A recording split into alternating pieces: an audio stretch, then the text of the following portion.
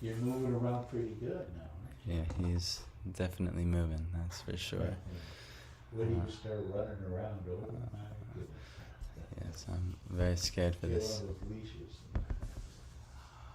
Alright, so today is Moksha Ekadashi, very auspicious day. Actually a very auspicious day to relieve, by austerities that you perform today, you actually relieve your forefathers of their sinful destinations and sinful reactions in other lifetimes.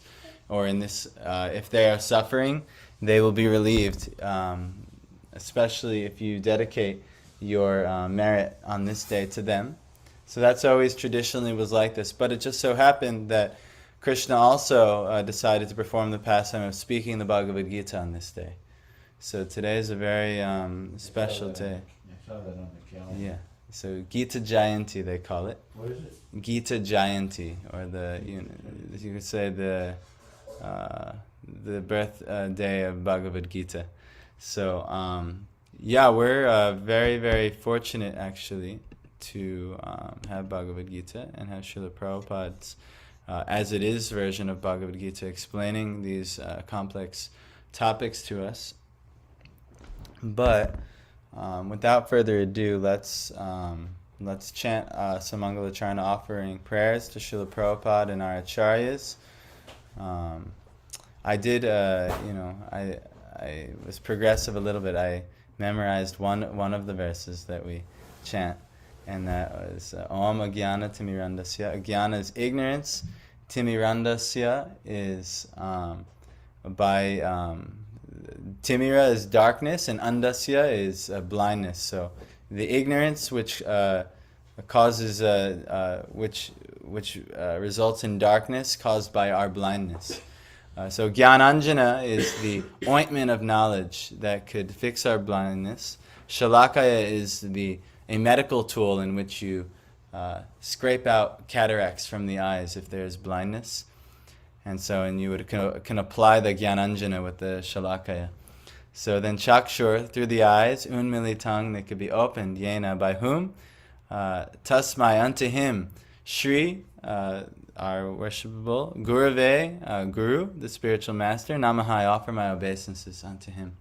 So that's what it means when we're chanting, that the spiritual master will remove our blindness and our darkness due to our ignorance. All three will be removed. Ignorance, darkness, and blindness in life. And he'll apply Gyananjana with the Shalakaya, very expertly apply the ointment of knowledge to us, therefore opening our eyes, and we should offer our obeisances to him. So that's what we do when we chant the Mangala Charana. And so, Madam, maybe you can share the screen and all these things. So.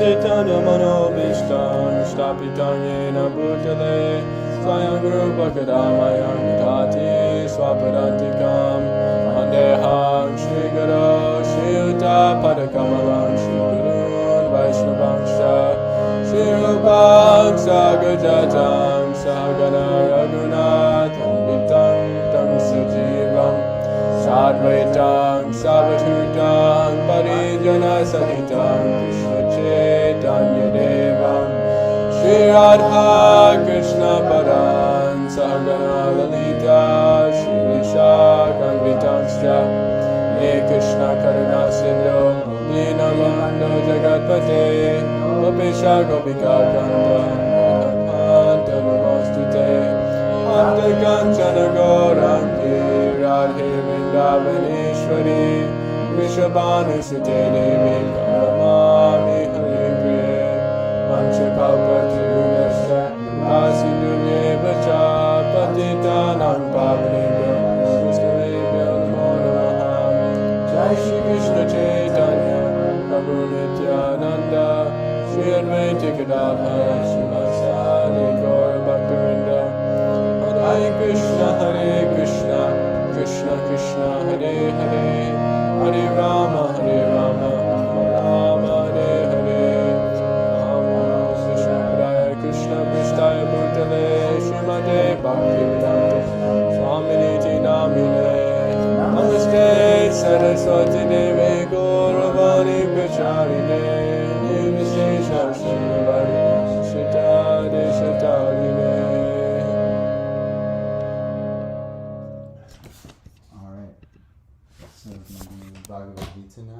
I've been meaning actually of asking you guys. I know we do Srimad Bhagavatam every day, and it's so good to go through the Srimad Bhagavatam. But I've been really craving to go through the Bhagavad Gita in this way. I started to read it again. Yeah, it's very, very potent for us, and if we can very wholeheartedly understand it, and together we could go through it together, I think it would actually give us great benefit as an ashram. So I was thinking about doing that, but that would mean we'd have to choose one of them because there's not time for all things in the day. But we could maybe finish the first canto, and then we could maybe take a break before Shukadeva Goswami really starts enlightening us on Bhagavatam. We can make sure we have the foundation Bhagavad Gita back. So maybe this could be we can make the Sankalpa today on Gita Jayanti that we'll study Bhagavad Gita. We've already read more than the Bhagavad Gita in the first canto, so it wouldn't take that long. But it wouldn't take that short either, it would be quite a project. So anyway, I'm considering like this. So maybe we can discuss and... Definitely a good foundation. Yeah, I mean, it's very important. And I know myself that I forget the Bhagavad Gita a little bit, and when I read it, I'm like, oh my gosh, this is nectar. This is like giving me everything I need to know because I'm still totally in the material modes of nature. Didn't Prabhupada say that if we could fully understand even one verse of Bhagavad Gita fully, we'd go back home? You know what? I don't know. Maybe he said. If you've heard, yeah. But if that's the case, then we should study Bhagavad Gita. So at least today for Gita Jayanti, we'll definitely study Bhagavad Gita. We've been going through the second chapter where Krishna is actually enlightening Arjuna now. And Arjuna, he gave all his arguments. He gave all the arguments of Dharma for why he should not fight this fight. But he neglected one very crucial understanding. This was all due to Krishna's arrangement. Arjuna was not an ignorant person. Arjuna wasn't, he's not a man with all kinds of material considerations. But for the sake of Krishna wanting to teach the Bhagavad Gita to the whole world, he had allowed Arjuna to fall into this state of despair, despondency, and ignorance so that he can teach the whole world the Bhagavad Gita. And so, we get to now get those remnants of this conversation. So what we talked about yesterday actually, and we were kind of giving a beginner level presentation of Bhagavad Gita, was that Krishna, finally Arjuna, when he did surrender to Krishna and wanted to hear the wisdom that Krishna had to offer, and this is very much implicative. If we want to know spiritual knowledge, we have to surrender to a personality with spiritual knowledge, and we know has greater spiritual knowledge than us, and then they can enlighten us thoroughly. And that's the only way to practically make any advancement in spiritual life. So Arjuna did that with Krishna, and he couldn't have picked a better guru for the time. And then Krishna started immediately telling him pretty much that you're speaking like a learned person, but you're mourning for what is not worthy of grief. You're acting like a fool. And the wise person, he laments neither for the living nor the dead. Never was there a time when I did not exist, nor you, nor all these kings, nor in the future shall any of us cease to be. The eternality of the soul. And then, that the soul is passing in this body from boyhood to youth, old age, and it'll similarly pass on in death. The system of reincarnation. Right away, he's telling him this. And a self-realized soul is not bewildered by such a change. He's not bewildered by the change of the seasons, the change of the bodies. This is not something the wise do. He talks about the nature of happiness and distress, how they come like the seasons in this world, and they're arising from sense perception. And if you don't learn to tolerate sense perception, the ups and downs of sometimes the skin feels something prickly that doesn't feel good, sometimes the skin feels something soft, or a warm embrace or something that feels nice. But these are the ups and downs in the material world. You have to learn to tolerate both sides of them without being disturbed. You could be disturbed on when good things are happening, Like if you're like, yes, like really celebratory and over, so attached and elated, then what'll happen is you're just going to crash when that can't be maintained in life. So we have to learn how to be steady in both happiness and distress. So he says that in the next verse. One who's just not disturbed by happiness and distress and is steady in both is certainly eligible for liberation. So that person's eligible to be free from all suffering, as long as he doesn't get overly attached to happy times and overly disturbed by unhappy times. So he's teaching Arjuna all these things. And then he starts talking about the nature of what are the seers of truth seeing. And they see the actual reality of things, that there's eternal things and that there's temporary things. And that of the non-existent or things that really aren't factual, there's no endurance, meaning they're temporary. So Abhiram, in this form, this is a temporary form of Abhiram. Just like Craig has noticed, Madhav looks completely different, but he once saw Madhav like that. But if he were to attach to Madhav as that's Madhav's identity, he would be mistaken. But even if he attaches to Madhav looking like this, or you attach to Craig looking like that, that's not who we really are. So anyway, he's saying the seers have concluded by studying the nature of both. So of the non-existent there is no endurance, and of the existent there is no cessation. So temporary things are not factually existent. They're not what's called sat, or real truth. But of the existent, that which is sat, there is no cessation. It means there is no end at all. So there's only a few things, subject matters, that are sat in this material world. Most of it appears asat. But the Bhagavad Gita, its whole nature of what's revealed is all sat. That which has no cessation, it always is. And that's that's the seers of truth. They've concluded by studying the nature of both. And what do they obviously focus on? That which is existent, that which has no end, has no cessation. And they can always feel very stable and steady and happy, studying and focusing on these things, because it's not here 1 second and gone the next, like all the temporary things in this world. So if you try to focus on that, it's going to disappear. And if you're focusing on your body, as any someone elder in years in this body could tell you, it's disappearing day by day. Sunrise and sunset, they come and they take away a little bit more of the life every day. So, Krishna then, he starts saying, though that which pervades the entire body, that which is actually giving consciousness to this body, no one is able to destroy the imperishable soul. The thing that's animating this temporary self, no one is able to destroy that. So remember Arjuna, he was worried about killing people and doing harm. But actually, if you fight for a righteous cause or a religious cause, you cannot harm their soul. And actually, to die in a righteous fight is known for the Kshatriyas. This is like one of the best things a Kshatriya could do, is fight for the religious honor. And even on both sides, there were great pious warriors who were, they just got caught on the wrong side for whatever considerations. But Bhishma and Drona, they weren't going to go to hell. They had, their own, obstacles that caused them to fall on that side. But they were great personalities. So the soul cannot be killed. And so if you know that, you can act completely differently.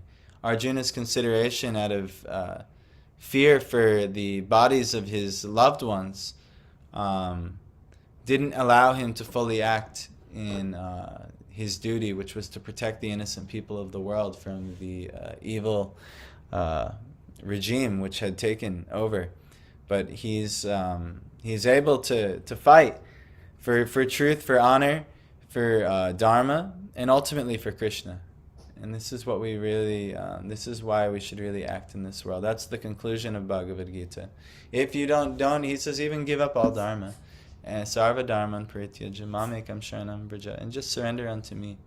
And if you do that, he will deliver us from all types of sinful reactions. He'll actually give a moksha yishyami masucha. He'll give us liberation, as at the very least, if we act in that way. So, meaning we'll be free from suffering if we're always acting for the benefit of Krishna. Genuinely. Not just like, all right, well, I know I can offer this to Krishna, but this is what I want. That's not what the purport of the verse is. That is explained in Bhagavad Gita, but that's called karma mishra bhakti. But real bhakti, that which is genuinely done for the pleasure of Hari or Krishna, Guru, Krishna's representative, and Vaishnava, and Krishna's many representatives, that which is done for their pleasure, you never have to worry about, am I going to be in trouble doing this activity? No, Krishna will always be very pleased and liberate you from any suffering in that regard. So anyhow, then he says, we ended with this one yet. Only the material body of the indestructible, immeasurable, and eternal living entity is subject to destruction. So therefore fight, O descendant of Bharata. So only the body is to be destroyed. So you really don't have to make such considerations we make so many bodily considerations, body's not doing this or that and the other thing. But ultimately, this body is destined to be destroyed. And if this body can keep going and do eternal activities, you can use it in this way. It's worth the you could say the wear and tear on the body. It's worth it. This is the best way to use the wear and tear on the body. Otherwise, the body will degrade anyway. But only the body is subject to destruction. So it doesn't matter actually, even at the end of the day, even if the body dies doing its duties. Like there was a few Ekadashis back where the person was saying, well,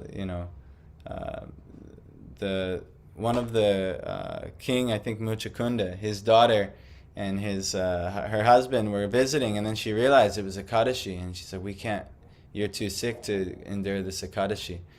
And he said, no, we cannot turn around. We've come so far now. Because, back then, if you went on a long journey, it wasn't easy, Now we just take planes and cars and trains, and it's pretty easy to move pretty far. But back then, if you came such a long way, it wasn't easy. So he said, it's Ekadashi. And she said, my father never lets anyone eat on Ekadashi, not even the animals, And so he was very strict following Ekadashi. So anyhow, he decided, I'll perform the Ekadashi to the best of my ability, and if I were to leave, I have full faith that would be okay. So, but he didn't have full faith actually in the Ekadashi. So anyway, he ended up leaving his body in the middle of the Ekadashi. He couldn't make it one day without food.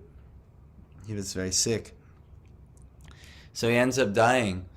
And, ultimately, normally the wife would consider going on the pyre, but her father specifically asked him, please don't go on the pyre of your husband, so she didn't.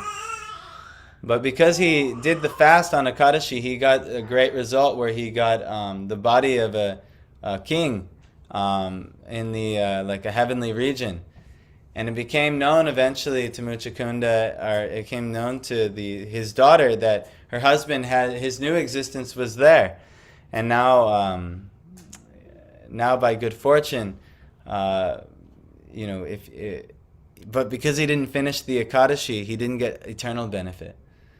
So his wife of the past life was asked to offer her merit for the Ekadashi, and so by nature she fasted very nicely on the Ekadashi and offered her merit to the husband. And he, by good fortune, got an eternal life, and he got to be reunited with his wife again, and they got to, you could say, enjoy eternally together. So this is there's no loss in anything you do with the body in Krishna's service. So Krishna's going to ultimately reveal that. But there's not even any loss in doing anything for the sake of Dharma with this body, because the body's going to die anyway, and if you use it for Dharma, if you protect Dharma, Dharma will protect you, and you'll always get a better result that way. So this is that's basic level of Bhagavad Gita. What's to speak of surrendering to Krishna? So then he says, he who thinks that the living entity is the slayer, that he is slain, does not understand. One who is in knowledge knows that the self slays not, nor is slain. There is no slayer. We have to understand we are not the doer. We are the witness. We're just witnessing reality, the mind, the modes of nature, in the planetary influences. Everything is guiding us in this material world. Our thoughts are not our own. We're not really the mind. We're not really the body. We're just being guided along by the material modes of nature. So what the soul should do is fix the consciousness on Krishna. If somehow or other the soul comes across spiritual knowledge, it should take it very seriously and fix the consciousness on Krishna. So he's giving a basic teaching that one who thinks that the living entity is the slayer is slain does not understand. Meaning, if you think that you're the doer or the actor in this world, or that Parth is the actor, or others are actors in this world, you don't actually understand what's happening on the spiritual level. These are all the interactions of the modes of nature. We're not really the doers. We are being impelled and controlled by forces far beyond us. Where did thoughts come from? Do you think that's random, that you made that up? Oh, you were the brilliant mind that conceived of these things? No, these are all being impelled by past samskaras and are reflected and based on where you are in your elevation through the modes of nature. But unless you know that, you're always going to be identifying with these things. It's developing what's called an upadi, or a designation. So Krishna is trying to teach some really high-level philosophy to Arjuna. So let's at least read the Sanskrit for this verse.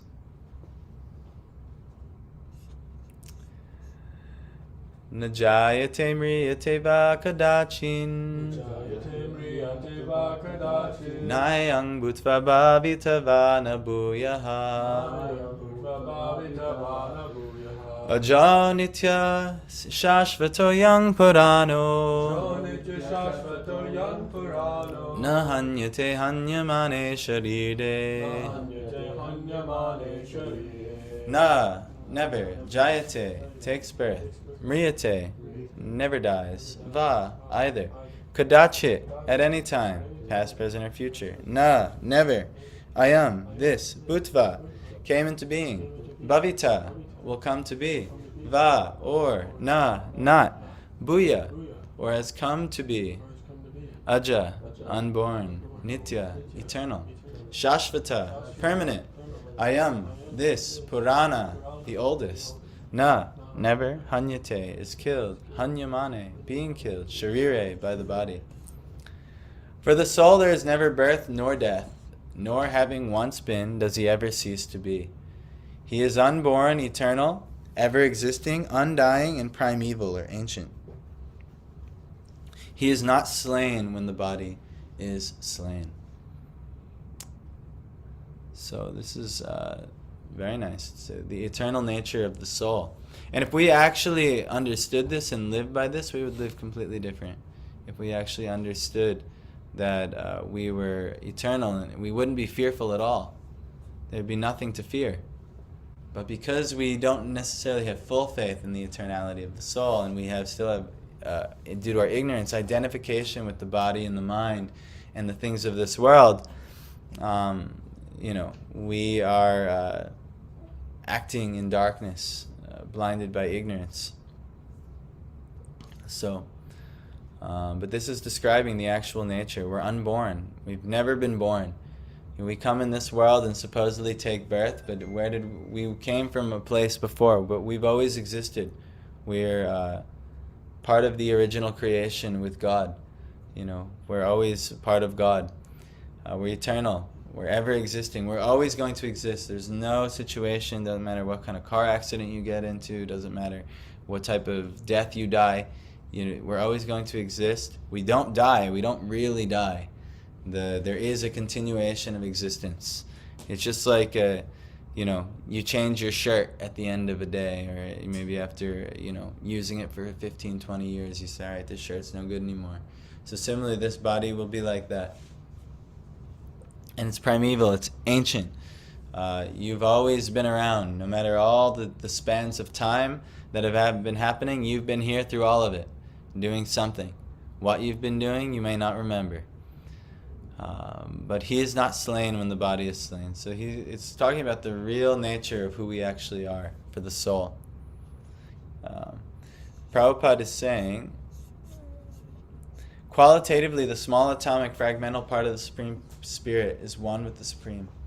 He undergoes no changes like the body. Sometimes the soul is called the steady or kutashta. The body is subject to 6 kinds of transformations. It takes its birth in the womb of the mother's body, remains for some time, grows, produces some effects, gradually dwindles, and at last vanishes into oblivion. The soul, however, does not go through such changes. The soul is not born, but because he takes on a material body, the body takes its birth. The soul does not take birth there, and the soul does not die. Anything which has birth also has death, and because the soul has no birth, he therefore has no past, present, or future. He is eternal, ever existing, and primeval. That is, there is no trace in history of his coming into being. We should understand this. We speak of Krishna creating all things, but actually we've always been there with Krishna. Krishna is eternal reality, and we're eternal reality. There's no trace in history of us coming to being. Oh, it happened at this span of time. No, we've always been, and we should understand our source of our. But even that is almost inconceivable because it's implying that we've been created. But actually, we've always been. That's what's described, and so has Krishna. There is no creation. There's material creations. We witness creation. When Abhiram's here, we just witnessed the creation of his life over the past year. But that's not really Abhiram, and that's not really what's... who he is, and the eternal reality, this baby's body, which will eventually grow into a young man's body, hopefully. This isn't the real nature of Abhiram. The real nature is spiritual.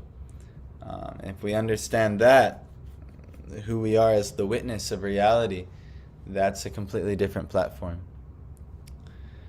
So, the soul, however, does not go through such changes. The soul is not born, but because he takes on a material body, the body takes its birth. The soul does not take birth there, and the soul does not die. Anything which has birth also has death. And because the soul has no birth, he therefore has no past, present, or future. He is eternal, ever existing, and primeval. That is, there's no trace in history of his coming into being. Under the impression of the body, we seek the history of birth, etc., of the soul. The soul does not at any time become old, as the body does. The so-called old man, excuse me, therefore feels himself to be in the same spirit as in his childhood or youth. The changes of the body do not affect the soul. The soul does not deteriorate like a tree, nor anything material. The soul has no byproduct either. The byproducts of the body, namely children, are also different individual souls, and owing to the body, they appear as children of a particular man. The body develops because of the soul's presence, but the soul has neither offshoots nor change. Therefore, the soul is free from the 6 changes of the body. In the Kati Upanishad also we find a similar passage which reads, Najayate mriyate vavi paschin nayang kutaschin avibu vakaschit ajo nitya shashvato yang purano nahanyate hanyamane sharire. So very similar in the verse. The meaning and purport of this verse is the same as in the Bhagavad Gita, but here in this verse there is one special word vipashchit, which means learned or with knowledge. The soul is full of knowledge, or full always with consciousness. Therefore, consciousness is the symptom of the soul. So what's the symptom of the soul? Yeah, our consciousness, our awareness, our knowledge of life. This is the symptom of the soul. Even if one does not find the soul within the heart where he is situated, one can still understand the presence of the soul simply by the presence of consciousness. Sometimes we do not find the sun in the sky owing to clouds or for some other reason. Oh, excuse me. But the light of the sun is always there, and we are convinced that it is therefore daytime. As soon as there is a little light in the sky early in the morning, we can understand that the sun is in the sky. Similarly, since there is some consciousness in all bodies, whether man or animal, we can understand the presence of the soul. So just like we recognize it's daytime, we can't see the sun right now, but we could look outside and we see that it's light out. We have awareness, illumination of this part of creation. The soul must be here. So similarly, when we have awareness of our, any being has awareness in this world, it's a symptom of the soul. So this is who we really are, actually. Where are we? Similarly, since there is some consciousness in all bodies, whether man or animal, we can understand the presence of the soul. This consciousness of the soul is, however, different from the consciousness of the Supreme, because the Supreme Consciousness is all knowledge, past, present, and future. Sorry, I was forced to get up much earlier by Abhiram today than I wanted to. But now I'm struggling. The consciousness of the individual soul is prone to be forgetful. When he is forgetful of his real nature, he obtains education and enlightenment. He obtains education and enlightenment, thank you, Craig, from the superior lessons of Krishna. But Krishna is not like the forgetful soul. If so, Krishna's teachings of the Bhagavad Gita would be useless. So, there are two kinds of souls, namely the minute particle soul, Anu-Atma, and the super soul, the Vibhu-Atma. This is also confirmed in the Katha Upanishad in this way. Anoraniyan mahato mahiyan atmasya jantor nihito guhayam tamakratu pashyati vita shoko dhatu prasadan mahimanam atmanaha. Both the super soul, Paramatma, and the atomic soul, Jivatma, are situated on the same tree of the body within the same heart of the living being. And only one who has become free from all material desires, as well as lamentations, can by the grace of the Supreme understand the glories of the soul. Krishna is the fountainhead of the super soul also, as it will be disclosed in the following chapters, and Arjuna is the atomic soul, forgetful of his real nature. Therefore, he requires to be enlightened by Krishna or by his bona fide representative, the spiritual master. My goodness. So, this is nice because this tells us how we can understand the glories of the soul.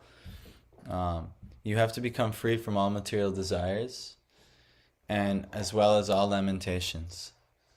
So if you're free from material desires, and you're similarly free from lamentations, which are caused by material desires, then by the grace of the Lord, you can actually understand the glories of the soul.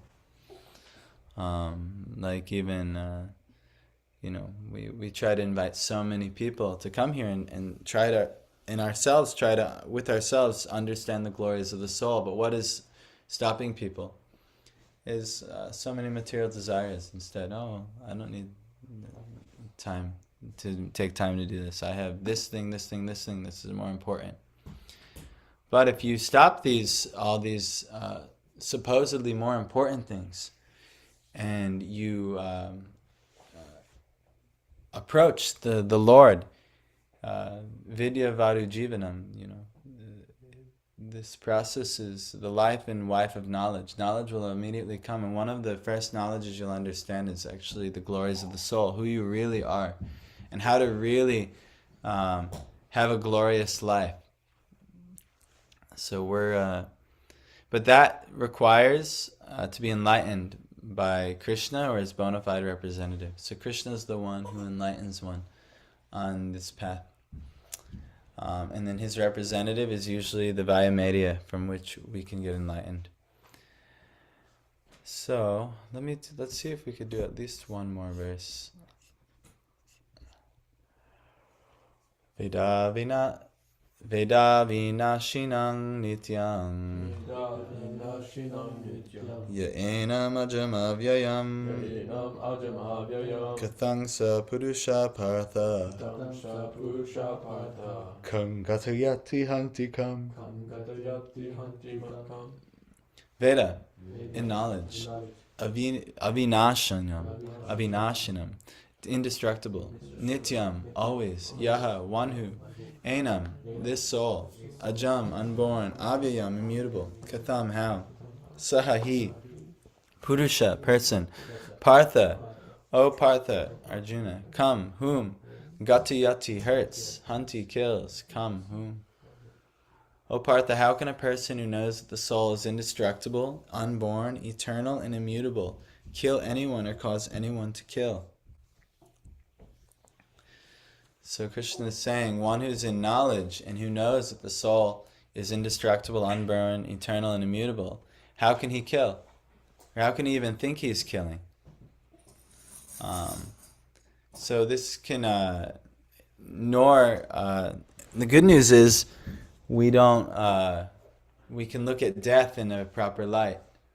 Oh my gosh, like we had Holly. Holly was very nice, a lady who was with us for some years. But she left her body last year. If we didn't have knowledge of the soul, we would lament bitterly for, oh, Holly, she's lost, or, now she's gone forever. No, but we were able to face death with solace and with peace and encouragement, because her soul's just going to get another body, another existence. It's indestructible, unborn, eternal, unchangeable. So how can she be killed, or how can anyone be killed or cause anyone to kill? The killing of the soul is not reality. The killing of the body, yes, that's always to be killed. The body will die, naturally or not. So let's see. Prabhupada is saying, everything has its proper utility, and a man who is situated in complete knowledge knows how and where to apply a thing for its proper utility. This is a very nice purport. Sorry. Similarly, violence also has its utility, and how to apply violence rests with the person in knowledge. Although the justice of the peace awards capital punishment to a person condemned for murder, the justice of the peace cannot be blamed because he orders violence to another person according to the codes of justice. In Manu Samhita, the law book for mankind, it is supported that a murderer should be condemned to death so that in his next life he will not have to suffer for the great sin he has committed. Therefore, the king's punishment of hanging a murderer is actually beneficial. Similarly, when Krishna orders fighting, it must be concluded that violence is for supreme justice, and as such, Arjuna should follow the instruction, knowing well that such violence committed in the act of fighting for Krishna is not violence at all, because, at any rate, the man, or rather the soul, cannot be killed. So for the administration of justice, so-called violence is permitted. A surgical operation is not meant to kill the patient, but to cure him. Therefore, the fighting to be executed by Arjuna at the instruction of Krishna is with full knowledge, so there is no possibility of sinful reaction. So this we have to try and understand, that everything has its utility. And what normally might not appear to be very good, skillfully used, if used in Krishna's service, that's perfect. So if Krishna orders for some reason that you get implicated in this thing, that thing, and the other thing, if it's genuinely for Krishna's service, it's actually, this is the proper utility of all things. So even now, like you both are having girlfriends here. Now, girlfriends are not recommended by Dharma. It's recommended to have wives. But, okay, girlfriend is there, how can this thing be properly utilized? Try to offer it to Krishna. So you're both trying to do like that. You're trying to help your respective girlfriends make advancement in Krishna consciousness, and we've observed that both have had success in some way or another. Yeah, a lot of us, girlfriend Stella there, every time she sees me, she always just says Hare Krishna. Yeah, it's very good. It's happening. So, so this is the only way. And now, and then hopefully in due time, also Dharma can follow, because Dharma follows Krishna. But there is time, where, in this circumstance of life, we don't have such a ideal society where marriage is so easily arranged. So, in this girlfriend period, you offer it to Krishna and work together for spiritual enlightenment and spiritual service, and see what happens. So anyhow, violence also, normally a sinful activity, but violence for Krishna or violence for upholding Dharma is proper, actually. Someone has to do it, like the police and the army and these things. They're respected in society for their their violence. That's really what they do. But they use, hopefully, what's known as appropriate violence in the most respectful way. That's not necessarily the case in society, but it's supposed to be. But anyway, a surgical operation is not meant to kill the patient, but to cure him. Therefore, the fighting to be executed by Arjuna at the instruction of Krishna is with full knowledge, so that there is no possibility of sinful reaction. Oh, sorry. So, we're going to have a rough Ekadashi. Madhav's tired, I'm tired, Part's tired. Everyone's tired in here, except Aviram. He slept great last night. What? Something that always I think about that amazes me is that our consciousness is the controlling soul for this body, but there's millions of souls in these bodies. Yes. So by doing devotional service, are we benefiting those other souls as well? Yeah. I mean, by just chanting the holy names, all the souls in your body, the bugs and the parasites and all the worms, and then any other living entities, there's so many microorganisms all over the place. Everything's benefiting by any devotional practice. There's a story in the Puranas where there was a offering at a temple, and they had, when they're done with the ghee wicks, they put them off to the side, and a mouse came by and was hungry, and it wanted to see if it can eat some burnt remnants of ghee. But what ended up happening is its tail caught on fire, and it naturally it got up because it was on fire, and then it caught fire, and it kind of danced up before the Lord, but then it perished. But that mouse got an incredible destination just because he was engaged and came in contact with the devotional service of the Lord in the form of offering. So, yeah, anything that you're doing and any other living entity comes in contact with will be surely beneficial for them. So it just amazes me that there's all these living entities within this body, but there's one controlling soul. It's inconceivable to me. Yeah, well, you think about it happening on a macrocosm. There's one living entity on this planet controlling the planet, Mother Earth. But look at all the other living entities, right, in the midst of her. Because we identify this, even though we recognize the soul and everything, it appears up front that there's just one soul in that body. Yeah. See what I mean? Yes. And it's just the same way with Mother Earth. It appears that she's one planet, and so on. But look at where there's trillions of us, other souls in here, creating some ecosystem within her confines. So similarly on the microcosm in us, there's a whole ecosystem of gut bacterias and worms and all kinds of things. And then I'm sure even within them there's an ecosystem of other living entities. So even And then even Mother Earth, I'm sure, there's on a macrocosm. Everything's within the Mahavishnu. There's one soul, and look how many universes are inside him. So it's just the nature of existence. Something that's more identifiable. Yeah. You know what I mean? That this lame brain can conceive, to any degree. Yeah. Let alone to, Vishnu. Yeah. It's It's just amazing, because Prabhupada said even if you just brush your arm, you've probably killed, 1,000 living entities. Yeah, there's so many skin cells and this, that, and the other thing. So it is, but this human birth is very rare and very special, because in this birth only can we have a developed consciousness that can actually try to understand the soul and try to understand spiritual knowledge. And that's what Bhagavad Gita is giving.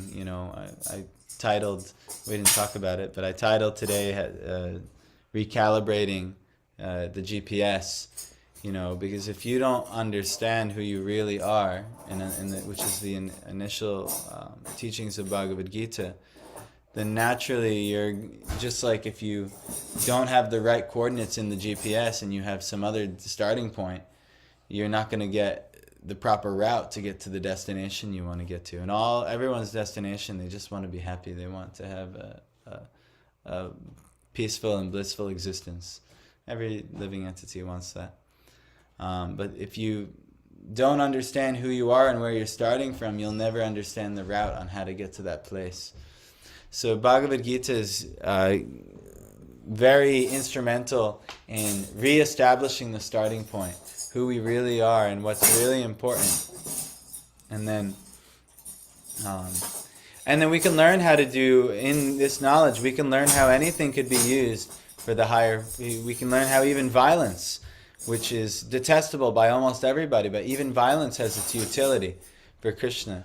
And what's to speak of any other thing in this world? Everything. I was very impressed with Parth yesterday, because Parth brought his whole PhD group to the ISKCON temple in New Jersey, where I actually found devotional service. And so he met many of the devotees and personalities that were there when I first started coming. And so he introduced all his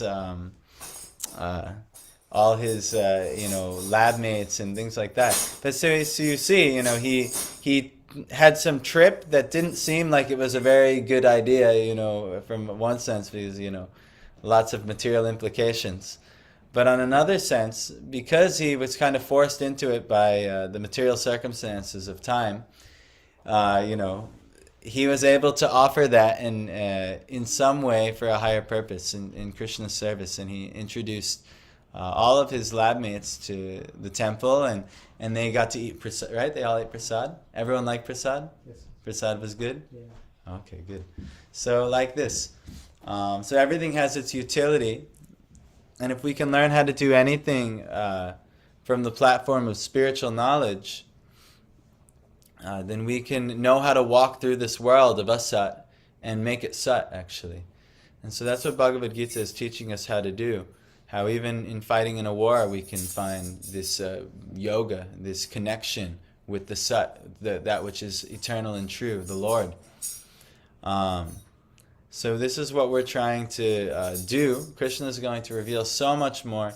If you're not studying Bhagavad Gita, go back to studying Bhagavad Gita. But what do you think? Should we make a commitment to study Bhagavad Gita together? Sure. Yeah? You think? Instead of Bhagavad, what do you think, Parth? I like both. Yeah. I know too, but we only have time for... But the thing with Bhagavad Gita is we can finish it in only a few months.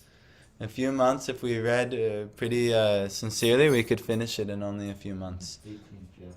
Yeah. I've actually also been craving to reread Bhagavad. So I think this is... Time in the morning, Bhagavad Gita in the evening. That's really nice. It would, but I don't know if I can commit to that. But you know what? Maybe we'll still have maybe I will do something on every Akadashi. We'll do like a Bhagavat Saptaha or something. We'll just read Bhagavatam for hours on end and see if we can try and catch up that way. But anyway, this is kind of this is my thought. Maybe we'll finish Bhagavatam, the first canto, and then maybe we'll work on Bhagavad Gita. But I think it would be really nice if we can revisit Bhagavad Gita and really get these themes down in our life. We'll know what platform from which to act, and we'll know how to actually approach the Bhagavatam. So I'm inspired. So, Srimad Bhagavad Gita ki Jai. Moksha Kadashi ki Jai. So have a blessed Ekadashi. I know everyone has their different respective duties. Everything has its utility. Somehow use it in Krishna's service. And reap all kinds of blessings today. Thank you for joining us on